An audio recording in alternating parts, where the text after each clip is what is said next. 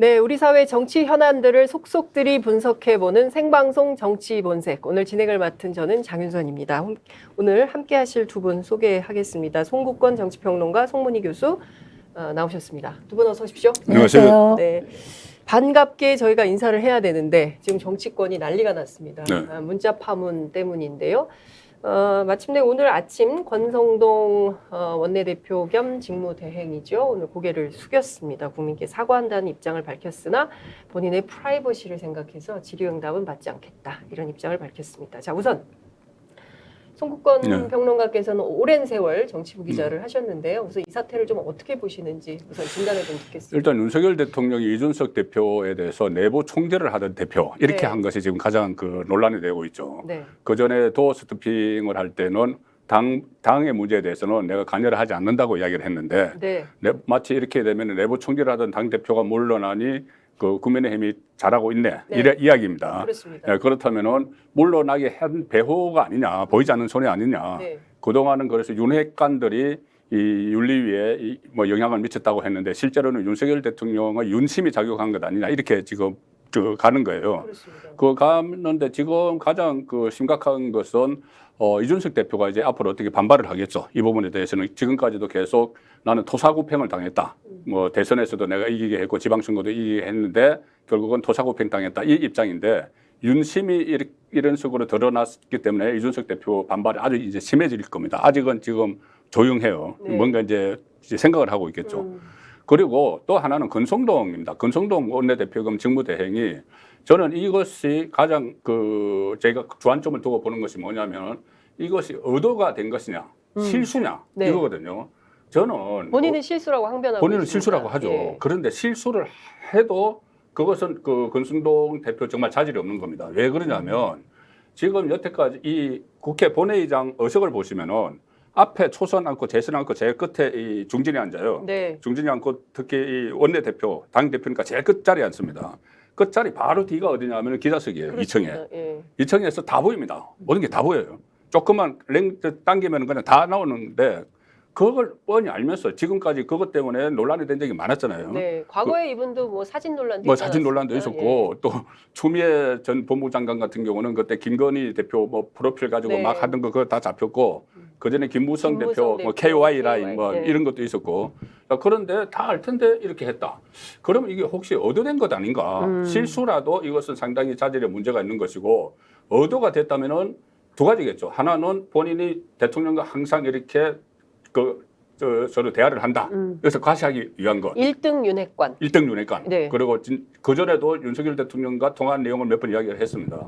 그다음에 또 하나는 이준석은 이미 윤석열 대통령의 마음에서 없다. 그러면은 다음 대표는 나다.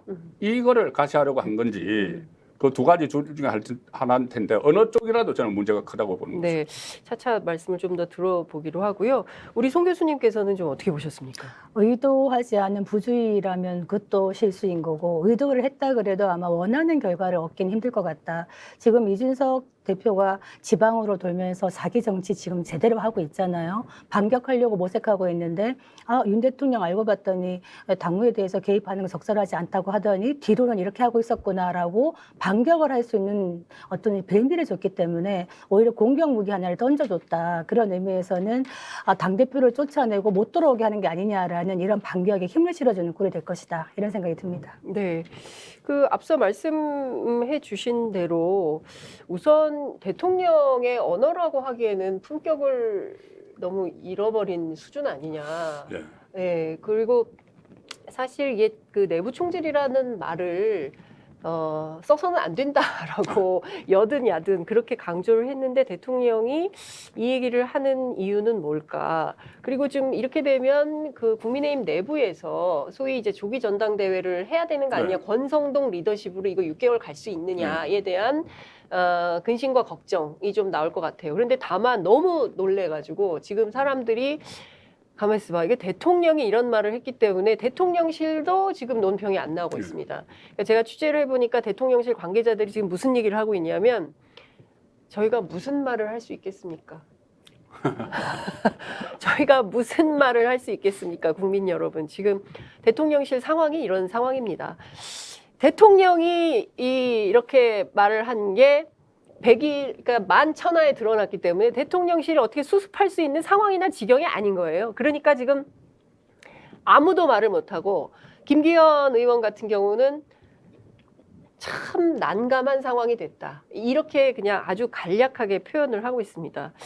국민의힘이 앞으로 어떻게 해야 될까요? 일단은 권성동 원내대표는 삼진아웃 돼야 된다고 저는 봅니다. 아. 왜 그러냐면은 그때 금수완박 입법할 때 권성동 원내대표 물러나야 됩니까? 저는 대표 직무대행에서는 물러나야 된다고 봐요. 네. 왜 그러냐면은 이 금수완박 입법할 때 그때 덜컥 합의를 해줘서 그 파장이 컸죠. 그렇습니다. 그다음에 이 사적 채용 논란이 일어났을 때 네. 구급 가지고 뭘 걸었느냐. 네. 뭐 장제원에게 압력 넣었다. 이래서 또 그 역풍이 불었잖아요. 그렇습니다. 크게 그 실책한 거예요. 네. 근데 이번에 이것까지 의도적이든 실수든 이렇게 실책을 했으면은 그 정도 체제가 더 어떻게 기대할 바가 없어요. 네. 그러면 비대위를 만들든지 조기 전당대회를 하는 쪽으로 그 분위기도 그쪽으로 갈 가능성이 높아졌고, 네. 자 내부 총질이라는 그 대통령의 언어에 대해서 내부 총질 이것은 제가 유튜브 방송을 하면서 많이 쓰던 말이에요. 유튜버. 이게 대통령이 유튜버가 됐어요. 윤석열 대통령 유튜버 됐다. 에? 유튜버가 쓰는 말을 우리 대통령이 하고 있는 거예요. 내부 총질. 내부 총질 이것은 그러니까 이 정치 용어죠. 정치권에서 뭐 뒷담화 비슷하게 하는 게 내부 총질이에요. 예. 그런데 아마 이 권성동 원내대표하고 저 내부 총질 이야기를 권성동 원내대표가 먼저 했을 거예요. 그동안 뭐 독대도 하고 그때 이준석 그 체제가 일단 이제 6개월 동안 못하게 되고 나서 독대를 했다고 그랬잖아요. 네. 독대 내부 총질 이야기가 나왔을 거예요 그때. 네. 그런데 그 내부 총질이 대통령의 언어로는 적절하지 못한 건 사실인데 오늘 홍준표 그 대구시장이 뭐라고 그러냐면 그 문제에 대해서 대통령도 사람이다 이런 반응을 보였거든요. 그분이 또 의외일 때가 또 있어요. 요즘 저 굉장히. 윤석열 대통령이 수호천사로 이렇게 하는 말이야. 근데 저도 물론 내부 총질이라는 용어는 그렇지만은 이준석에 대한 엄청난 불신은 있을 것 같아요. 내부에서 분란을 일으키는 거. 네. 그것은 대선 때도 그랬고 네. 대선 때 가출하고 막 이랬지 네. 않습니까? 그랬을 때 제가 듣기로는 대통령이 사석에서는 육두문자를 섞어서 뭐 이런 땡땡이 다 있어. 뭐 이런 얘기를 했다는 얘기를 제가 국민의힘 여러 관계자에게 했겠죠. 들었습니다. 아니 했을 그러니까 가능성이 높다. 예. 이 대통령도 없는 데서는 막 이렇게 여러 가지 욕을 하는데 대통령도 사람인데 네. 홍준표 할 수 시장 있다. 말대로. 네, 대통령도 사람인데. 그리고 아니 그 대선 과정에서 그렇게 가출을 하고 했는데 네. 대통령 취임하고 나서 2달 동안 지금 너댓 명하고 계속 싸움을 하거든요. 내부에서 뭐 장제원도 물론이고 뭐 그 배현진 네. 또 정진석 네. 내부 싸움을 계속 하니 이 대통령 입장에서는 상당히 이 불신이 굉장히 깊어져서 나온 그 말이겠죠. 그런데 대통령의 언어로는 조금 국민들이 받아들이기에는 조금 과했다 그 생각은 듭니다. 네. 솔직한 대통령의 감정 표현. 대통령도 사람인데 송 교수님 그렇게 생각하십니까? 대통령 스타일이죠. 어떻게 보면은 국민들이 그런 솔직함에 또 표를 준 부분도 있을 텐데 이렇게 과감하게 노출이 되다 보니까 국민들이 받아들일 때도 역시 내부 총질 그 단어 자체는 사실 맞죠. 우리 또 이준석 대표가 속도 많이 썩이긴 했어요. 애가 타게 만들고 했는데 폭탄주 마시면서 그 마무리 어색한 포옹, 그 결국 포옹이 아니었다. 속으로는 이 자식 이렇게 보고 있었다. 이거 국민들이 느끼는 거 아니겠습니까?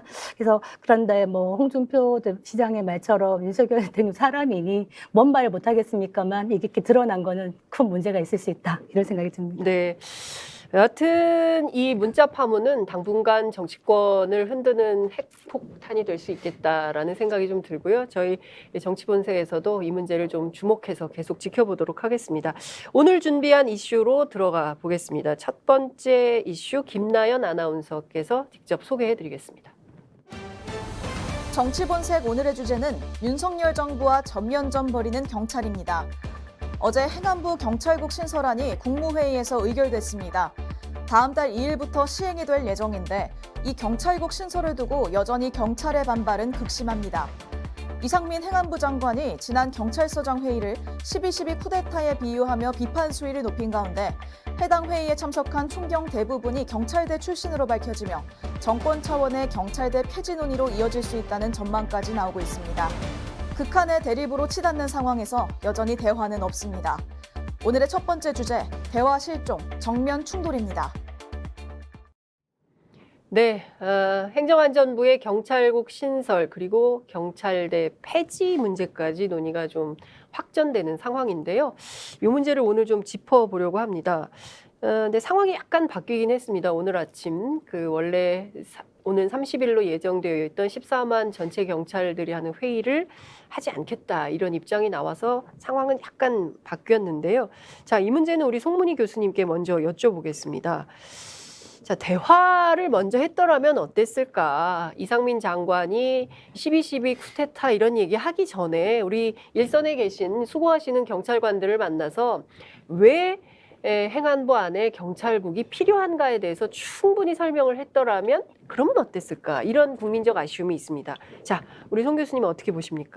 같은 생각인데요. 행안부 내 경찰국 설치에 대해서 사실은 이거 역사 퇴행이다, 민주주의 후퇴다 이런 말까지 나오고 있는 것은 경찰 조직뿐만 아니라 일반 국민들에게도 사실 설득이 안 되는 부분이 있단 말이에요. 왜냐하면은 충분히 소통하고 얘기하지 않았기 때문이다. 그래서 이런 부분에 대해서 경찰 조직에서 대통령 만나서 얘기하고 싶다라는 견해도 있는데 대통령이 만나지 않고 있죠.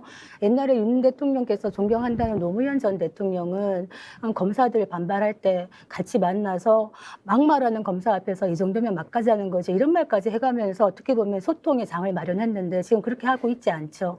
그렇기 때문에 그러면서 경찰들이 모이는 거에 대해서 휴일에 그것도 이제 휴가 여행 허가 뭐 이런 식으로 해가지고 휴일에 모였는데 이거를 12.12 쿠데타라고까지 얘기하면서 강경하게 나오니 막상 경찰들이 여기에 대해서 조직적인 차원에서 뭐 14만이 만약에 경찰회의를 한다 이러면 국민들이 볼 때 그거 봐 무기 가질 수 있는 공권력 가진 경찰들이 저렇게 겁주는 거 아니야 라고 대치기 당할 수 있기 때문에 접은 게 아닌가 이런 생각이 드는데요. 이건 역설적으로 말하면 현실적으로 경찰이 할 수 있는 게 별로 없다. 조직적인 차원에서 무기력하다 이런 얘기를 하는 거죠.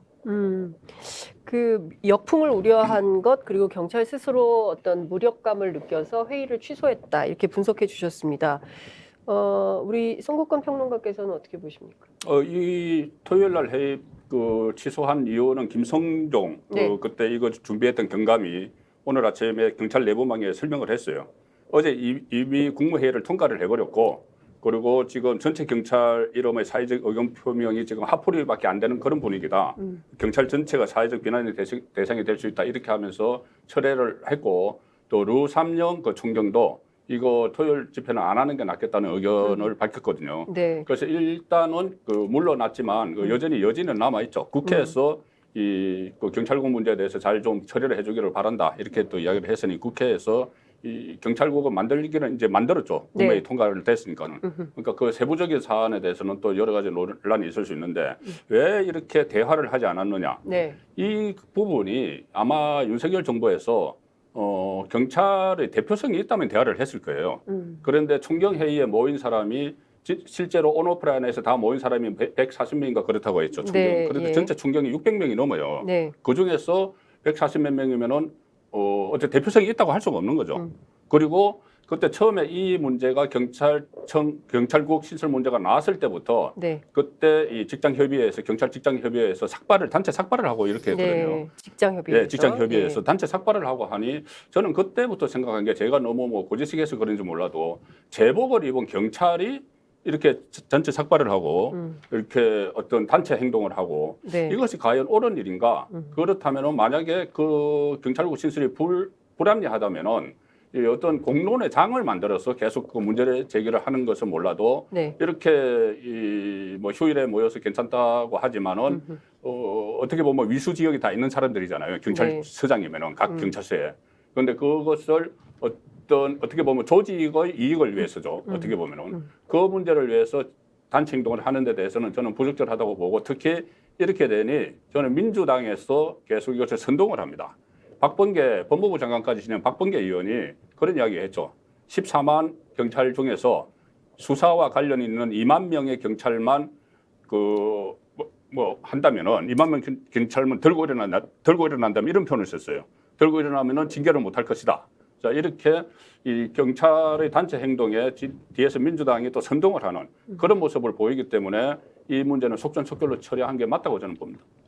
저는 네. 그렇게까지 하는 그 경찰 직협 소속 경찰들이 얼마나 절실한 마음에서 했을까라는 생각이 들어요. 사실 충분히 공론장이 이루어지지 않았기 때문에 경찰들이 그렇게 어떻게 보면 반발하기 힘든 조직이 반발을 하는 모습을 보임으로써 국민들도 관심을 갖게 되고 이게 여론의 중심에 서게 된 게 있지 않습니까?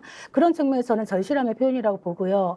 그럼 지금 경찰국 설치에 반대하는 많은 경찰분들이 다 현 정부에 반대하거나 아니면 민주당의 선동에 의해서 그런 어떤 지지 성향을 갖고 있기 때문에 그런 것인가라고 생각한다면 이것도 좀 과한 게 있지 않나 생각을 하는데, 다만 민주당이 이렇게 목소리 높이고 어떤 부분에서 선동하는 거는 저는 적절치 않다고 봅니다. 왜냐하면 이런 사태가 온 자체가 검수완박법을 무리하게 졸속으로 강행 입법을 하면서 밀어붙이면서 이 권한, 검찰에게 뺏은 권한을 경찰에게 주다 보니 이 경찰 조직이 막강한 권력을 가지게 된단 말이에요. 그러면 이 막강한 권력을 가진 경찰을 어떻게 민주적 통제를 할 것인가에 대한 제도적인 그런 법 장치까지 있었어야 되는데 이게 빠져 있기 때문에 지금 이런 논란까지 온 거란 말이에요. 그래서 어떻게 보면 민주당에 원죄가 있다, 이런 말씀 드리겠습니다.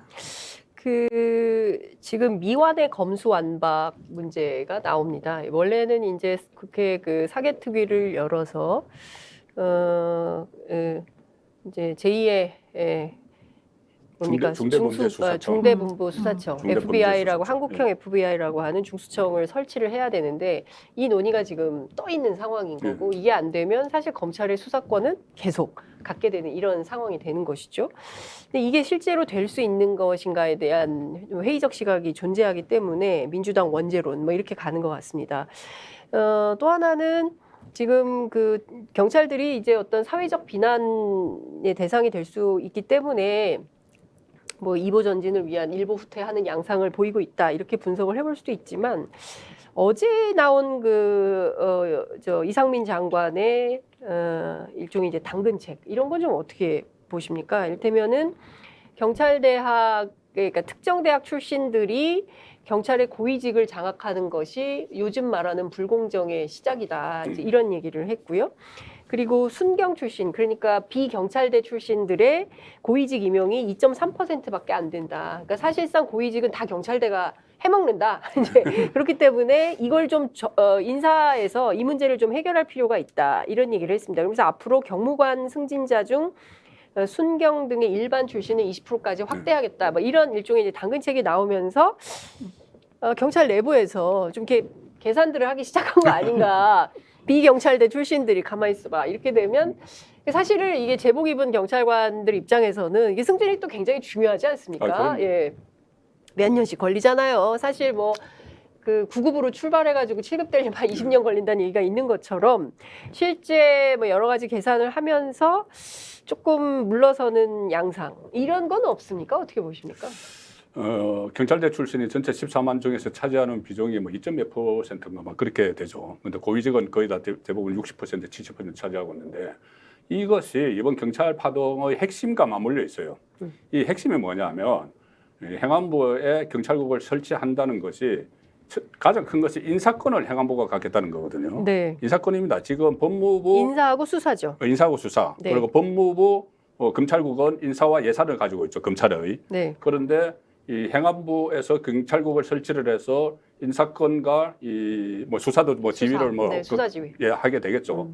그런데 가장 큰 게 현안에 되는 건 인사예요. 지금 네. 지금 말씀하신 대로 딱 네. 와닿는 건 인사 문제입니다. 그렇습니다. 인사 문제인데 검찰과 경찰의 여태까지 인사 관행이 어떻게 다른가 하면은 경찰 간부 인사는 순전히 그 법무부 검찰국에서 인사를 안을 짜서 법무부 장관이 검찰총장의 의견을 들어서, 의견만 듣습니다. 의견을 들어서 대통령에게 제청을 해서 대통령이 임명을 하죠. 경찰은 지금까지 어떻게 돼 있냐면은 경찰 출입하실 때 뭐 경험을 하셨을 것 같은데 네. 일단 경찰은 경찰 안에서 인사안을 짭니다. 네. 총장이 자기들이 짜요. 네. 짜가지고 그것을 행안부로 넘기기 전에 언론에 흘려요. 언론에 몰려줍니다. 이렇게 내정이 됐다. 그리고 며칠자로 발령이 난다. 이렇게까지 합니다. 자기들이 다 짜요.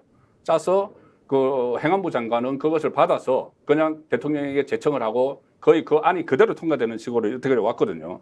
그런데 그걸 행안부가 가져가겠다는 이야기가 되는 거예요. 가져가겠다는 이야기가 되니 얼마 전에 그 치안감 파동 한번 났잖아요. 네. 치안감 인사 파동. 그것도 네. 이겁니다. 치안감 인사를 경찰 안에서 자체적으로 짜놓은 걸 언론에 흘렸어요. 언론에 우리 이렇게 간다 했는데 그걸 소독을 시키면서 그때 윤석열 대통령이 그 국기문란이라는 이야기를 처음 했습니다. 네. 이번에 또 국기문란, 경찰에 대해서 국기문란 2번을 이야기를 했거든요. 그렇죠. 그래서 그 인사건에 그 걸려 있는 문제이기 때문에 근데 그동안 민정수석실에서 하지 않았습니까? 청와대? 그러니까 그 청와대 민정수석실에서는 그 어떤 경찰청장이나 네, 이렇게 고위급들. 차장이나 네. 최고위급들을 하죠. 그다음에 경찰청장 차장이 그 밑에 총경 이상들을 이렇게 네. 하는 그런 구조였죠. 그래서 어쨌든 이렇게 되니까 인사의 당근책을 지금 많이 내놨죠. 네. 이것은 원래 윤석열 대통령도 했던 이야기예요. 순경 출신 비율을 그 간부직에 많이 높인다. 이런 걸 해서 어쨌든 전체 경찰 제가 말씀드린 대로 아까 그 중경회에 그 모였던 경찰들은 대부분 경찰대 출신입니다. 60%가 경찰대 출신인데. 그래서 비경찰대 출신들 쪽에서 호응이 제대로 없으니까 아마 이것이 중단되지 않았나 그렇게 싶어요. 네. 저는 이거 경찰들 내부에서의 서로 이렇게 갈라치기 하는 게 아닌가라는 측면이 보여집니다. 사실 경찰대학 출신들이 많은 부분을 좀 기득권화하고 있다라는 비판은 많죠. 그리고 지금 불공정 얘기하는데 물론 고위직 인간이 많습니다만은 모든 부처에서 상급 정도, 그러니까 경찰 경무관이 상급 정도라고 본다면은 다른 부처에서도 상급 이상에 해당되는 사람들이 만약에 경찰에서는 순경이겠고 그 부처에서는 구급 공무원부터 해서 올라온 사람들이 과연 상급 이상 가는 거를 비교해 봤을 때 이게 특히나 경찰 조직만 국한된 것인가라는 질문을 할 수가 있고요. 육사는 어떡하냐, 해사는 어떡하냐. 그리고 저는 개인적으로는 간호사관학교 어떡할 거냐. 개인적으로는 경찰대학의 네. 개혁이나 폐지까지 장관이 얘기하시는 거에 대해서 저는 논의해볼 만하다고 생각합니다. 왜냐하면 지금은 경찰 치안 행정화 선진화가 많이 됐기 때문에 경찰의 수준이 많이 올라갔다. 그렇다면은 옛날에 그 경찰대학을 설치했던 그때와 지금 달라졌기 때문에 경찰대학의 존치에 대해서 아니면 개혁에 대해서 좀 생각해 볼 필요는 있다고 생각하는데요. 다만 이 어떤 인사 문제에 있어가지고 순경을 뭐 한 20% 정도는 고위급에 임명을 한다. 이건 필요하죠. 뭐 사적인 얘기입니다만 저희 아버지 경찰 공무원이셨는데 순경으로 시작해서 파출 소장으로 끝내셨습니다. 근데 현직 계실 때 하신 말씀이 정말 일선에서 뒹굴르고 열심히 하고 있는데 이제 정말 아주 젊은 경찰대학 출신이 이제 서장으로 바로 온다. 이런 얘기 하신 기억이 나는데 어떻게 보면 이런 부분은 조금 고쳐나갈 필요는 있겠다. 이런 생각은 듭니다. 그럼 사관학교 전체를 좀 손봐야 되는 문제도 좀 남아 있을 것 같습니다. 다 9급부터 시작하자. 평등하게. 네, 괜찮아요. 그리고 그 공무원 시험도 좀 5급부터 보지 말고 5급 사무관 들어오면 기분 나쁘니까 다 그러니까. 9급부터 시작하자. 네. 그러니까 전체를 다 손봐야 되는 문제가 있는데 이걸 다 불공정이라고 볼 거냐, 어떻게 할 거냐. 이 문제를 어찌 보자면 굉장히 큰 덩어리의 맞아요. 문제를 그 이상민 장관이 떡 꺼내놨습니다. 자, 그러면 저희가 실질적으로 도대체 이상민 장관은 무슨 생각에서 그리고 또 윤석열 정부는 어떤 생각으로 이 경찰국 설치 그리고 또 그 경찰대학 폐지 이 문제까지 논의를 하고 있는지 두 번째 주제를 함께 보면서 얘기를 나누겠습니다. 김나연 아나운서 나와주시죠. 두 번째 주제, 우군 없는 대통령과 장관입니다. 경찰국 신설을 두고 이석연 전 법제처장은 시행령으로 경찰국을 신설하는 것은 명백한 위헌이라며 이는 법치 일방통행이자 민주화의 퇴행이라고 비판했습니다. 야당과 일선 경찰들의 반발이 연일 이어지는 가운데 국민의힘조차 대통령 편들기에 소극적이어 보이는데요. 고견을 듣고 원점에서 재검토해봐야 할 시기가 아닌가 싶습니다. 두 번째 주제 함께 하시죠. 요새 이명박 정부 시절에 법제처장을 했던 이석연 변호사가 인터뷰에 많이 등장을 하고 있습니다. 경찰국 신설 관련해서 100번을 말해도 위헌이고 로스쿨 학생한테 물어봐도 위법이다라고 말할 것이다 이렇게 얘기를 하고 있습니다.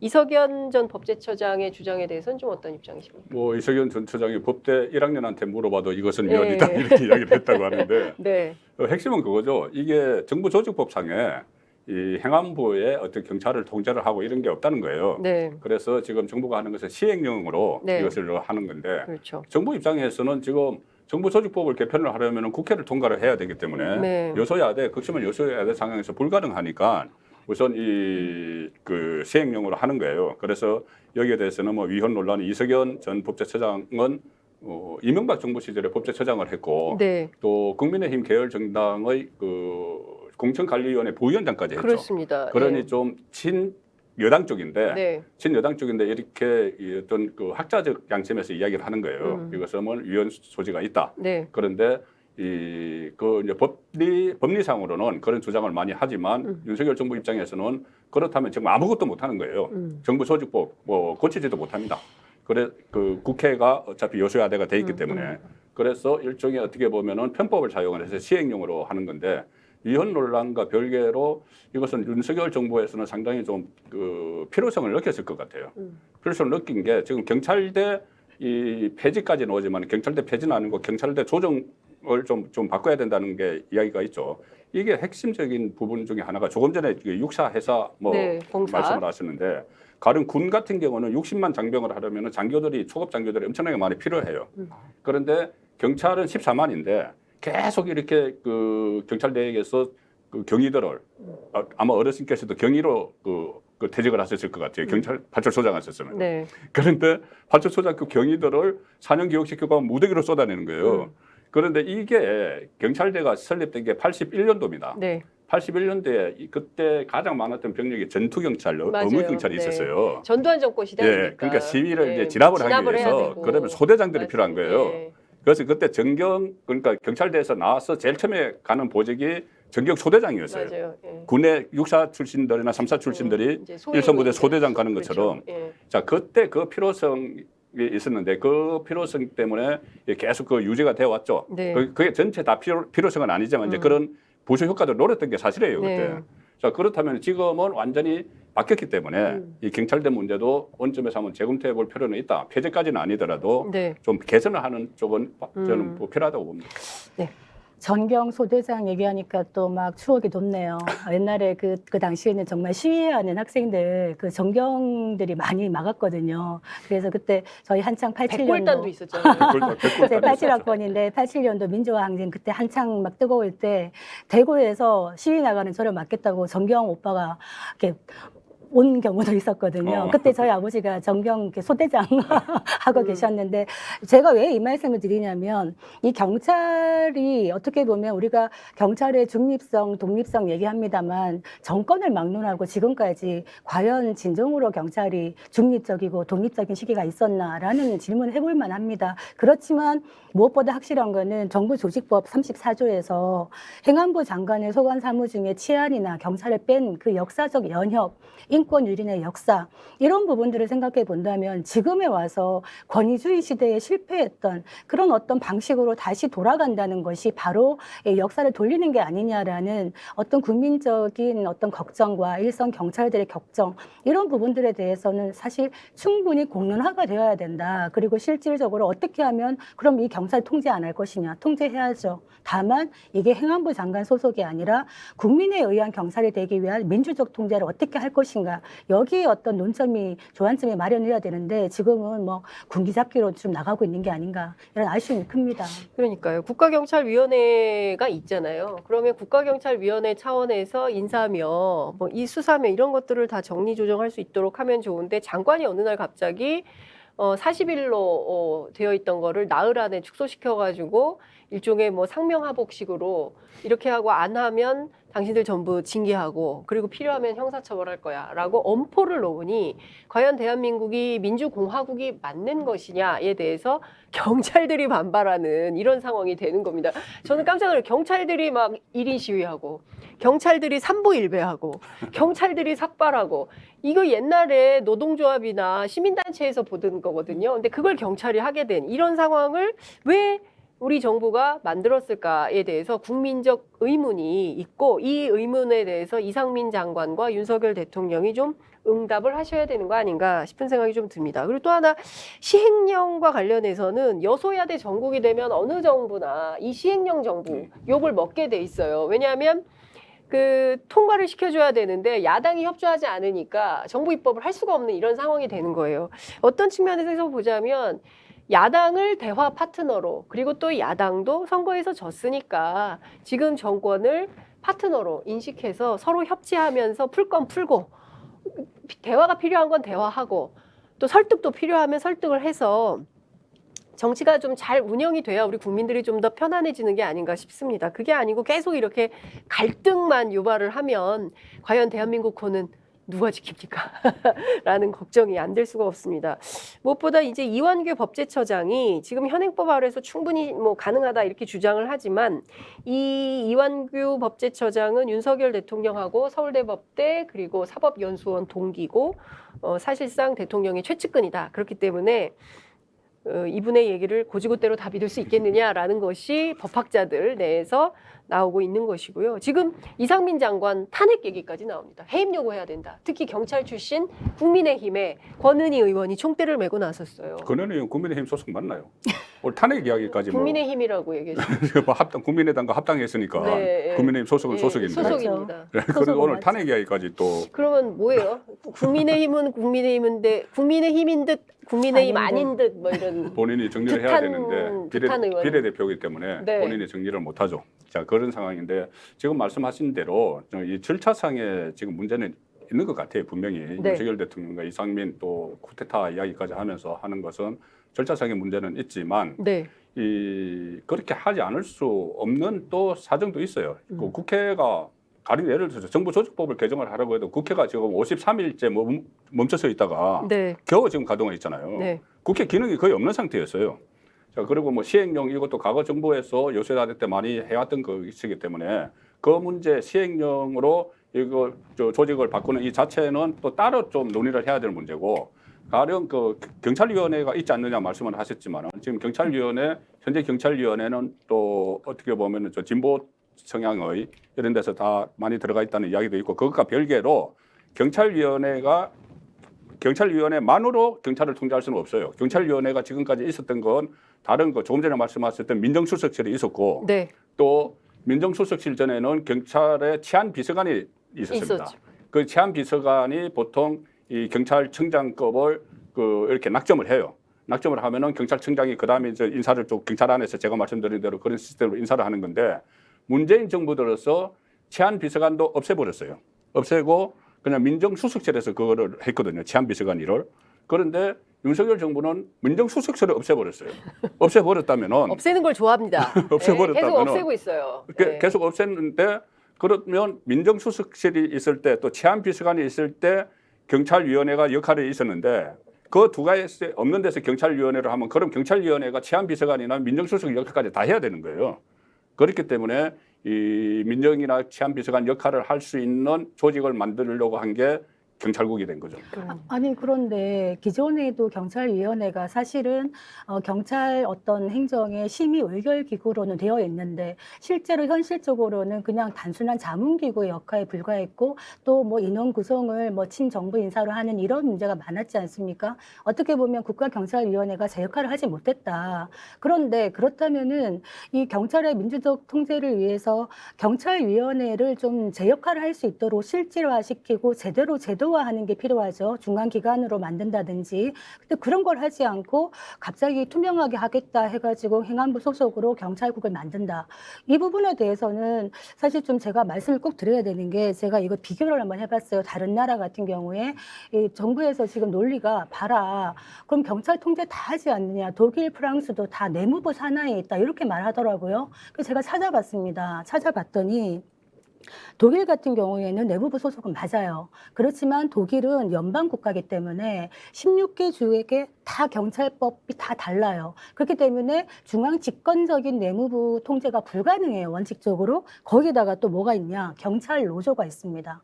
경찰 노조와 경찰 직협이 있어가지고 경찰의 중립성을 담보할 기재가 있어요. 그리고 프랑스도 마찬가지예요. 프랑스 같은 경우에는 내무부 소속이지만은 또 여기도 경찰 노조가 있습니다. 영국도 마찬가지예요. 그렇다면 우리와 비슷하다고 얘기한 일본의 경우를 봅니다. 일본 같은 경우에는 국가공안위원회를 둡니다. 이걸 본따서 우리가 국가경찰위원회를 만든 거예요. 그렇다면 이 국가경찰위원회를 제대로 만들거나 아니면은 다른 나라처럼 자치경찰 있지 않습니까? 이거를 좀 연방제 수준으로 좀 확대를 해서 실질화하거나 있구나. 이런 방향으로 민주적 통제를 나가야 될 텐데 뜬금없이 갑자기 행안부 소속으로 투명하게 하겠다라고 들어가는 그것도 시행령 아까 어쩔 수 없다 말씀하시지만 저는 어쩔 수 없지 않다고 생각합니다. 여소야대지만은 국회가 제 기능을 하도록 만드는 게 중요하지 그렇다고 해서 시행령으로 이거를 위임 입법을 일탈해서 가는 거는 바람직한 방도는 아니다. 이렇게 말씀드리겠습니다. 네, 자연스럽게 대안을 좀 논의해야 되는 상황이 된 것 같습니다. 도대체 왜 이런지 세 번째 주제로 넘어가겠습니다. 김나연 아나운서 나와주시죠. 오늘의 마지막 주제는 정책 목표 집중하기입니다. 수사권 확대로 경찰의 권한이 확대됐고 이에 대한 통제는 어쩌면 당연한 건지도 모르겠습니다. 그러나 지금의 방식은 민주적 통제가 아닌 정권의 통제라는 의견이 많은데요. 국회가 나서서 민주적 통제 방식을 적극 협의해야 할 때가 아닌가 싶습니다. 마지막 주제도 함께 이야기 나눠보겠습니다. 결국 정부가 경찰국을 행안부 안에 두려고 하는 것은 방만해진 경찰 조직을 정부가 통제해야겠다. 이 생각은 확고한 것 같습니다. 인사가 됐든 수사가 됐든 경찰이 자유롭게 경찰의 독립성을 보장해 주기에는 조금 곤란하다. 이런 판단인 것 같아요. 왜 이런 판단을 했을까요?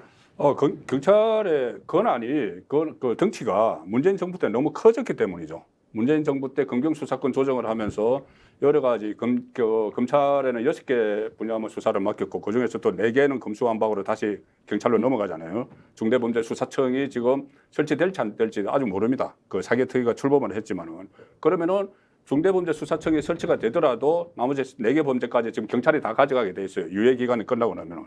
그런데 경찰 안에서 나오는 이야기는 지금 수사부서를 전부 기피했다는 겁니다. 수사부서 가면은 너무 사건이 많기 때문에 고생만 하는 거예요. 지금도 일이 많죠. 예, 지금도 많은데 계속 또 그 나머지 4개까지 가져오면은 요새는 어느 공무원이든 아니든 다 과로래. 워라벨이에요. 그러니까 의사들도 네. 워라벨, 그래서 공무원도 워라벨. 수사부서에 지원을 안 한다는 거죠. 수사부서 가서 뭐 해봤자 뭐 그 사건 하나에 수당이 그 얼마 안 되는데 제 기억이 안 나는데 그것 때문에 엄청나게 워라벨을 못 하니까 이 상황에서 어쨌든 경찰이 지금 상당히 이 권한이 세졌습니다. 비대해졌고 그리고 앞으로 이 문재인 정권 때 지금 윤석열 정부의 판단으로는 경찰이 정권을 위한 수사를 많이 했다는 겁니다. 가령 예를 들어서 울산시장 부정선거 개입 혐의 때 그때 황운하 울산경찰청장이 이 일종의 뭐 하명 수사를 했다. 하명 수사를 했다는 것은 기소장에 돼 있고 법원에 재판을 받고 있는 내용이에요. 자, 그런 부분도 있고 그 전에 이용구 뭐 차관 법무부 차관 그 택시 기사 폭행 때 네. 이럴 때도 봐주기 이런 것이 많이 있었고 그것은 뭐 좀 사소한 거지만은 울산 경찰 문제나 또 이번에 또 새로 드러난 것이 그런 것이 있죠. 그 북한 어민들 강제 북송하는데 그 경찰 특공대를 동원했는데 경찰 간부들은 알고 있었다.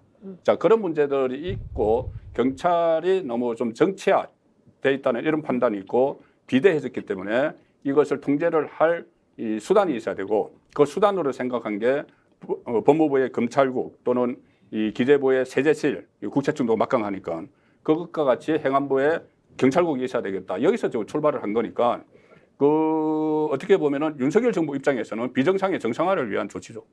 그렇게 동의하십니까? 법무부 검찰국과 행안부 내의 경찰국은 같은 선상에서 논의되어서는 안 된다. 역사적 맥락도 다르고 하는 일도 다르다. 그리고 지금 경찰이 굉장히 비대해졌다. 뭐 공룡 경찰 이런 얘기하는데 저는 참 이 말이 약간 우습습니다. 왜냐하면 실제로 일선 경찰들 물론 정권 눈치 보면서 가장 먼저 알아서 기는 고위직 몇 분들 빼고요. 일선 경찰에 고생하시는 경찰분들은 사실은 워라밸 없습니다. 밤낮으로 어떻게 보면 국민을 위해서 헌신하고 있는데 이런 경찰 조직의 자부심까지 지금 떨어뜨리고 있는 이런 상황인데 공룡 경찰 얘기하는데 공룡 중에 소식 공룡 있죠. 소식 공룡 굉장히 순해요. 그리고 뭐 무기를 들고 있는 조직 아니냐 얘기하는데 실제로 경찰 무기 못 씁니다.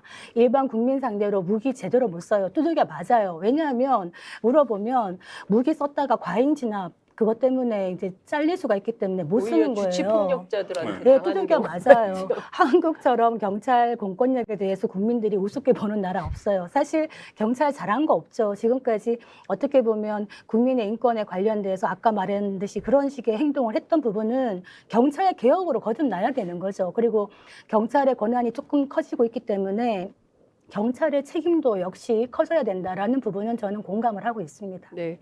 사실 우리 역사에서 특히 전두환 정권 때 그 동생 전경환 씨.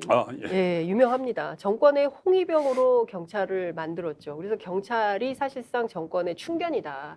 이런 비판도 많이 있었고 또 이번에 경찰국 신설 논란이 있을 때 전직 경찰 출신 국회의원들 얘기를 들어보면 아니 우리는 늘 여당 편인데 왜 우리를 적으로 돌리고 그래요? 이제 이런 얘기를 한단 말이죠.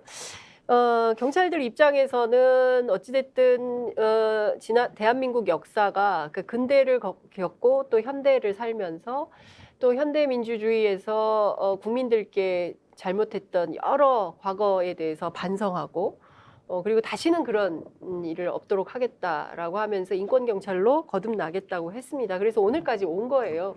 그런데 느닷없이 경찰국을 행안부 안에 신설하면서 30년 전 이전으로 만들려고 하니까 경찰 내부에서도 이런 반발이 생기는 게 아닌가 싶은데 여기에 근본적인 원인은 검찰 출신들이기 때문 아니냐 이런 얘기들이 있습니다. 네. 그러니까 대통령도 그리고 또 권력의 길목에 또 이번에 정부의 핵심 요직들은 전부 검찰 출신들이 차지하지 않았습니까? 기재부 아니면 검찰. 그렇기 때문에 과거의 관행대로 경찰은 반드시 검찰 밑에 있어야 된다라는 인식 뭐 이런 것들 때문에 굳이 이 논란을 키우면서까지 경찰국을 신설해서 행안부 안에 꾸겨 넣으려고 하는 거 아니냐 이런 비판도 존재하는 것 같습니다. 문제는 그래서 앞으로 어떻게 해결할 것인가인 것 같습니다. 당장 다음 주에요. 이게 이제 시행령이 이제 시행이 되는 거거든요. 이제 민주당이 가만히 있지 않겠다라는 입장을 밝히고 있습니다. 입법을 해서 막겠다라는 건데요. 사실상 경찰위원회를 실질화하는 법안을 만들겠다 이런 주장을 하고 있습니다.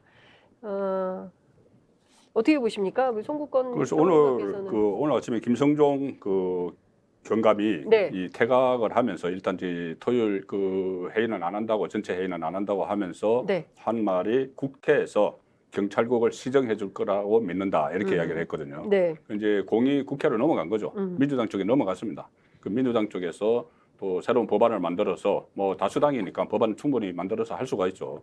거기서 만약에 그 경찰위원회를 활성화한다든가 네. 아니면은 그 경찰국을 없애는 이런 법안도 정부 조직법으로 개편을 해버리면 되니까 네. 이게 시행령이 아니고 그 민주당이 할 수 있는 거죠. 할 수 네. 있는데 이 과정에서 저는 이 문제가 정치적 논쟁으로 번지는 것, 조금 전에 말씀하신 그 부분이 한겨레 신문이 그저께 일면 토업 제목이 이겁니다. 그 검찰 정부의 경찰 장악 이렇게 돼요. 네. 검찰 정부 그러면은 대통령이 검찰 출신이라서 검찰 정부 그리고 지금 말씀하신 대로 요직에 검찰이 많이 가 있다. 네. 그러면 과거에는 대통령이 정치인 출신이고 정치인들이 그 가신들이 각 요직에 다 간 자리에 지금 검찰이 많이 가 있는 거거든요. 대통령실의 총무나 아니면 인사나 네. 이 부속실 이런 데는 자기 가신들이 가는 거예요. 그러면은 만약에 지금 정치인 출신 정부에서 이렇게 했으면은 정치 정부가 경찰 장악 이렇게는 이야기를 안 할 거 아니에요. 지금 긍정 간에 마치 뭐 갈등이 있는 것처럼 그런 프레임을 만드는 것 아닌가 저는 그런 생각이 드는 것이고 이게 정치적으로 일단 정치 논리를 벗어나야지 뭔가 해결이 됩니다.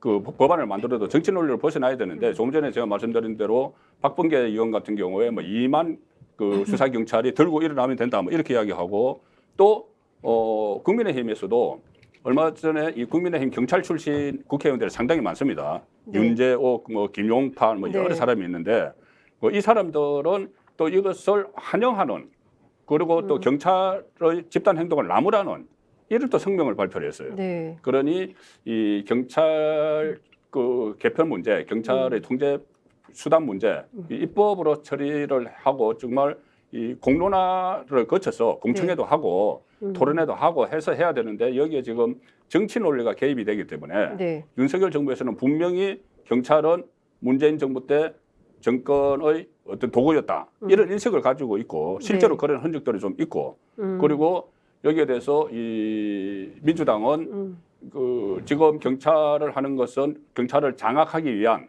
검찰 공화국으로 만들기 위한 거다 이런 또 논리로 서로 대응을 하기 때문에 정치 논란으로 계속 번지면 이거 해결책이 안 나오는 거죠. 네. 아니 뭐 어떤 정부든 간에요. 검찰 정부든 정치인 정부든 그 어떤 정부든 간에 경찰을 장악하는 거는 바람직하지 않습니다. 검찰과 경찰 간에 아까 뭐 갈등을 조장하냐 이런 말씀하셨는데 실제적으로 그게 프레임이 아니라 경찰과 검찰 간에는 갈등이 있습니다. 어떤 갈등이냐면 경찰들 조직 자체가 피해의식이 있어요. 그동안 검찰의 지휘에 따라 움직여야만 했기 때문에 그리고 그만큼 또 대우받지 못했다라는 이런 게 있는 거 아닙니까? 그래서 무시당했죠. 무시당했다. 그러면서 그러면 검사들 모여서 회의할 때는 아무렇지 않더니 우리 좀 모여갖고 회의 좀 한 걸 가지고 이거 뭐 국기문란이니 강경 대응하고 대기 발령하고 경찰들은요 목 잘리면 갈 데가 없습니다. 일부 국민들은 뭐 나서서 좀 튀면은 국회의원 되려고 하는 거 아니야? 물론 그런 사람 가끔 있겠죠. 그렇지만 많은 경찰들은 목이 잘리고 나오면 할 수 있는 게 없어요. 변호사 개업할 수 없단 말입니다. 검사는 나오면 변호사 개업할 수 있잖아요. 할 수 있죠. 검사는 할수 있죠. 검사들은. 그렇기 때문에 할 수 있는 거예요. 그래서 정말 경찰이 의외로 힘이 없는 조직이다. 그렇지만 좀 더 국민에게 인권 친화적으로 다가가려는 노력을 게을리 했던 부분에 대해서는 지금도 책임을 통감하면서 이런 얘기를 해야 좀 더 국민에게 설득력이 있겠다. 이게 들려지는데요. 기본적으로 검사와 검찰이 급이 다르다라는 생각하는 거. 이 부분부터 저는 좀 인식 전환이 있어야 되겠다 생각하고 어떻게 보면 가장 국민 가까이에서 국민하고 행동하는 게 경찰이고 옛날에는 민중의 몽둥이로 만약에 작동했었다면 이제 정말 민중의 지팡이로 거듭나는 경찰의 책임을 얘기할 시기라 봅니다. 제가 얼마 전에 경찰 출신 국회의원과 식사를 하면서 이 이야기가 나왔는데 네. 이렇게 이야기하는 거예요. 경찰이 왜 자체적으로 인사를 하느냐. 경찰은 인사에서 밀려버리면은 옷도 못 벗는다는 거예요. 그런데 검사는 인사에서 밀리면은 옷 벗고 변호사를 한다는 거죠. 그렇죠. 네. 그렇기 때문에 네. 인사권을 경찰 자체적으로 좀 가지고 있어야 된다는 그런 이야기를 하더라고요. 네. 실제 저도 이제 전직 경찰 출신 국회의원들 만나보면 그 얘기를 하더라고요. 검사의 99.99999%는 경찰대 폐지를 이야기한다. 이유가 있다. 왜? 과거의 경찰은 사실 박정희 시절의 경찰은 검찰에 비해서 수준이 많이 떨어졌다는 거예요. 그러니까 그 시절에 대학 나오면 사법고시 뭐 하거나 뭐 이렇게 해서 검사 됐지만 그 시절에 고등학교 졸업한 사람들이 주로 경찰을 했기 때문에 그러니까 학력 수준이 낮았었다. 그런데 이게 이제 경찰대학이 생기면서 수준이 엄청나게 올라갔고 경찰대 출신들이 또 사시 통과도 많이 해요. 그럼요. 사시 패스에서 변호사 출신 또 경찰들이 있는 겁니다. 그러니까 과거하고 다르게 과거에는 검찰이 눈만 똑바로 떠도 경찰이 깨갱했었는데 요새는 근데 뭐 이렇게 되는 상황이라는 거예요. 그거 보기 싫다는 거. 그렇죠. 그래서 그 꼴을 못 보겠다. 그런데 누가 지금 윤석열 정부가 다 검찰 출신 아니냐. 그러니까 경찰이 기어오르는 거. 경찰이 개기는 꼴은 볼 수가 없다. 이게 원인이 아니냐. 이 얘기를 누가 하냐면요. 보수 정치인들이 합니다. 그런 측면이 있다고 왜냐하면 봐요. 이게 네. 2012년 박근혜 캠프부터 이 얘기가 있었다는 거예요. 그러니까 당시에 안대희 검사가 정치개혁을 하겠다고 하면서 데리고 온 사람이 있었으니 그게 누구냐? 이상민 장관이었다는 겁니다. 그때 변호사 시절이죠. 이 역사성을 볼 때 검찰 출신들이 경찰을 발 아래에 놓으려고 계속 한다면 저는 정치적 분란은 계속 될 수밖에 없다. 그렇기 때문에 이 마인드부터 고쳐야 되지 않을까 싶습니다. 저 2분 남았는데요. 끝으로 각각 1분씩 마무리 발언 하실 수 있게 시간을 드리겠습니다. 일선에서 송 교수님 먼저 고생하시는 순경 여러분들 좀 많이 좀 승진시켜 주세요. 이 부분은 저는 법적으로 제도 정비가 필요하다고 봅니다. 네, 아이고 20초밖에 말씀 안 하셨어요.